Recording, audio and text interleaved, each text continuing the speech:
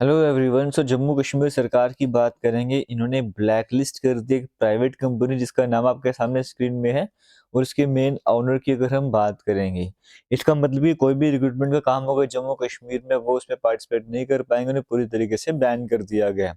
और जीएडी की तरफ से इसका ऑफिशियल नोटिस भी आ चुका था, वो भी आपको थोड़ा सा मैं शो कर दूंगा। अब ये बैन क्यों हुआ, कंपनी को बैन क्यों करा गया? क्योंकि इरेगुलरिटीज की वजह से 2020 में 2020 में फायरमैन और फायरमैन ड्राइवर्स की रिक्रूटमेंट हुई थी, और उसमें इरेगुलरिटीज की बात थी। उसके बाद इसमें इन्वेस्टिगेशन वगैरह होती है। इन्वेस्टिगेशन कैसी होती है? देखो जी, 2020 को हुआ था रिक्रूटमेंट का प्रोसेस फायरमैन फायरमैन ड्राइवर्स का। फिर 12 दिसंबर 2022 की बात करेंगे, गवर्नमेंट कमेटी बनाई जाती है जिसका पर्पस था कि कंप्लेंट जो ही है उस पर इन्वेस्टिगेशन करी जाए। फिर 2024 में कमेटी अपनी रिपोर्ट को सबमिट कर जाता है कंपनी के द्वारा, और कहा जाता है कि हाँ, सीरियस प्रॉब्लम है रिक्रूटमेंट प्रोसेस में। और जब सीनियर अथॉरिटीज का अप्रूवल मिल जाता है, फिर केस को एंटी करप्शन ब्यूरो के पास, एसीबी जम्मू कश्मीर के पास भेज जाता है। और फिर वो रजिस्टर करते हैं, एफआईआर इन्वेस्टिगेशन करना स्टार्ट करते हैं। फिर बाद में पता लगता है हाँ, वाकई में इरेगुलरिटीज हुई है।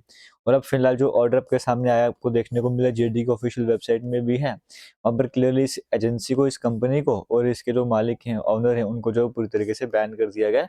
अब जम्मू कश्मीर में किसी भी रिक्रूटमेंट के प्रोसेस में पार्टिसिपेट नहीं करने जा रहे हैं। दूसरा अपडेट आपके सामने है।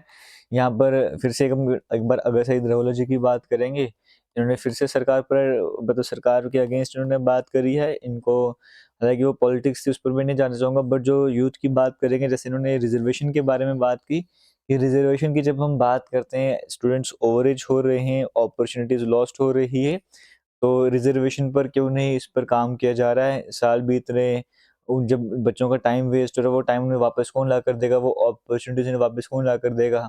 जब अभी वैकेंसीज एडवर्टीज हो रही हैं, तो वैकेंसीज एडवर्टीज होने के साथ वो एस्पिरेंट्स जो जिनको ओवरेज की वजह से अप्लाई नहीं कर पा रहे हैं, रिजर्वेशन की वजह से प्रॉब्लम्स आ रहे हैं, तो उनका जो टाइम लॉस्ट हो रहा है, ये अपॉर्चुनिटी दोबारा उनको नहीं मिलने जा रही है। बड़गांव इलेक्शन से पहले एनसी ने कहा था कि हम 2 दिन में सॉल्व कर देंगे, फिर 3 दिन, फिर 4 दिन, अब साल बीत चुका है।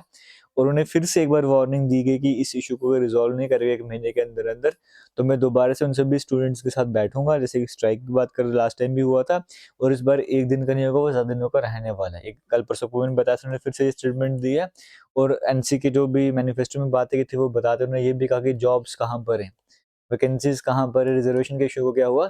और बाकी जो बातें वो मैं साइड में रख रहा हूँ, बट जो जम्मू कश्मीर के यूथ की बात थी, जॉब की रिजर्वेशन भी, उस पर उन्होंने क्या कहा वो आपके सामने मैं ला रहा हूँ। बाकी जैसे कि आपको देखने को मिल रहा है, अभी जो वैकेंसीज आ रही हैं, 83 वैकेंसीज हमारे सामने आई हैं। ये जो जेकेपी एसआई की बात करूँ, टेलीकम्युनिकेशन की 600 वैकेंसीज अकाउंट असिस्टेंट की आई हैं।